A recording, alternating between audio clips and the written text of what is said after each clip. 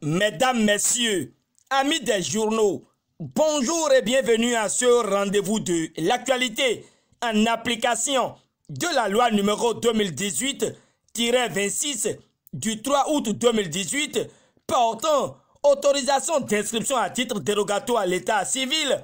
L'actualité nous rapporte que le gouvernement du président Patrice Talon a autorisé la délivrance gratuite d'actes de naissance à 2 500 000 citoyens.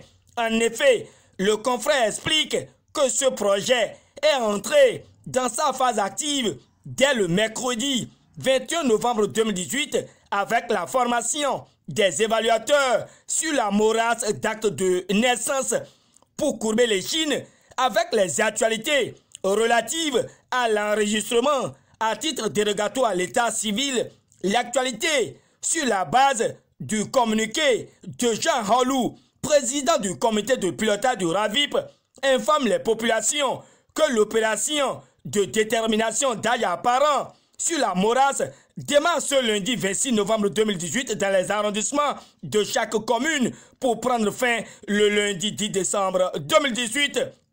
Pour la bonne marche de l'opération, la Nouvelle Gazette fait remarquer que le ministre Bintou Taro invite les populations à se rendre disponibles dès ce lundi.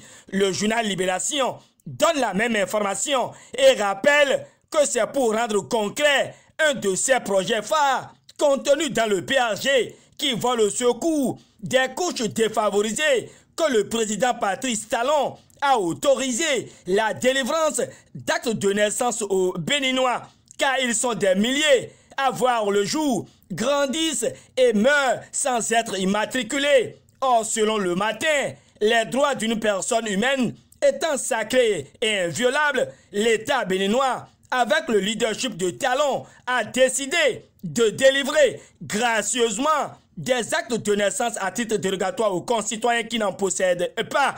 D'une décision à une autre, et le potentiel nous tient en haleine avec celle de la France de rétrocéder les biens culturels. Avec espoir, le CANA expose que le patrimoine béninois récupère des symboles de son histoire. Matin Libre observe ce retour des œuvres par la France et voit une grosse action de souveraineté avec mention passable à Talon qui y a cru.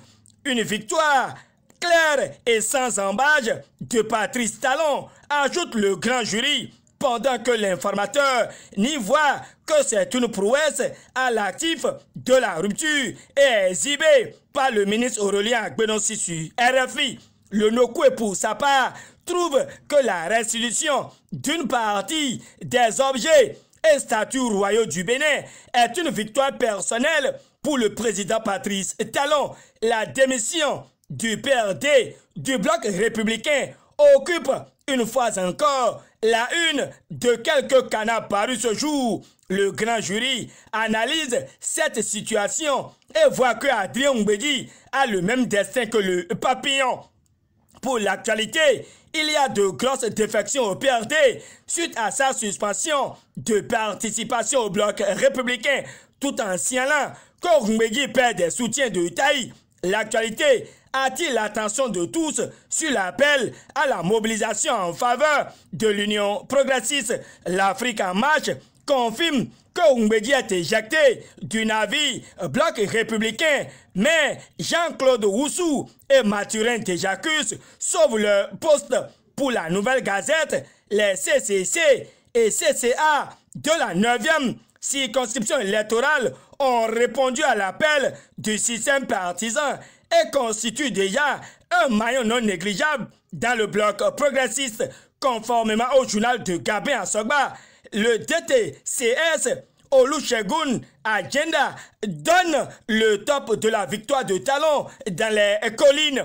Le même journal répand comme un point à Vodagbe Dewanou, le directeur du cabinet du ministre de l'enseignement maternel et primaire, croit en la victoire des progressistes et salue les réformes de Talon. Toujours au sujet du bloc progressiste, le Béninois libéré affirme dans ses colonnes qu'il y a grande mobilisation autour du PAG de Talon à Kalalé et Kora Gounouzime prône l'union Pour la grande victoire, le journal donne lecture de l'intégralité du discours de l'honorable Robert Guian, donnant sa touche à cette même actualité. La Nouvelle Gazette rallonge qu'il y a un réchauffement du paysage politique dans la 7e circonscription électorale. De ses secrets, le confrère confie que Kora Gounou Zime est le pilote de la dynamique républicaine à Kalale.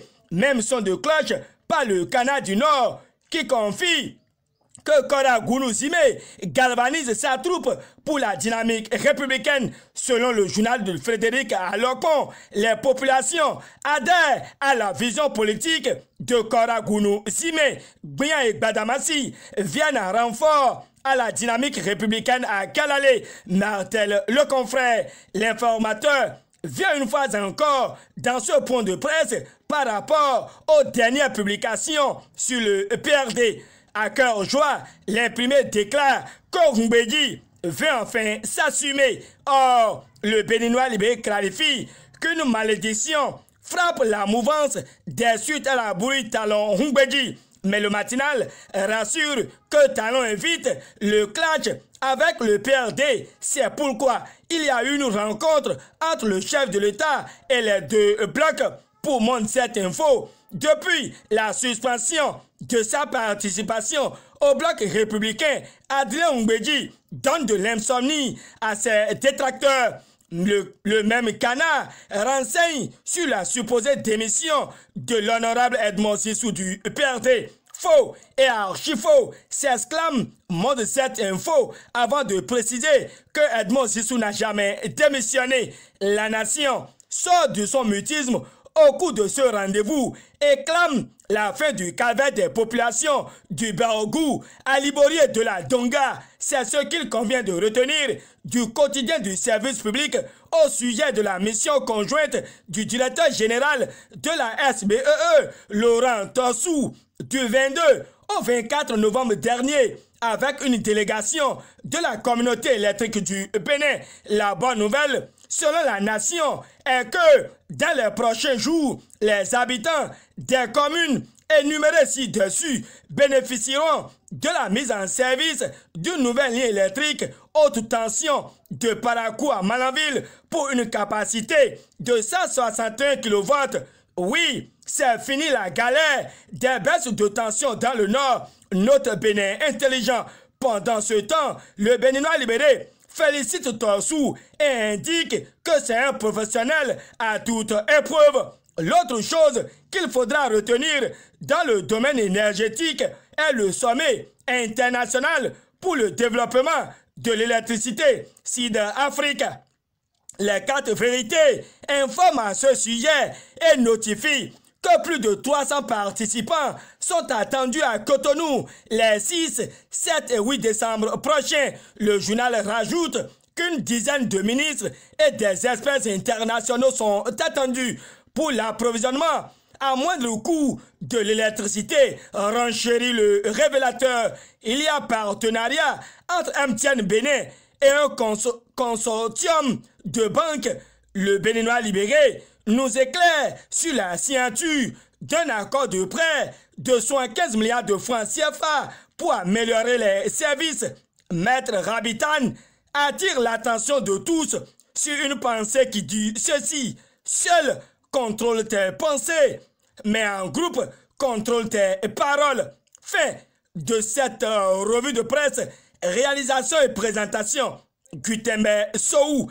Excellente journée et très bon début de semaine à tous et à chacun. À demain pour d'autres actualités.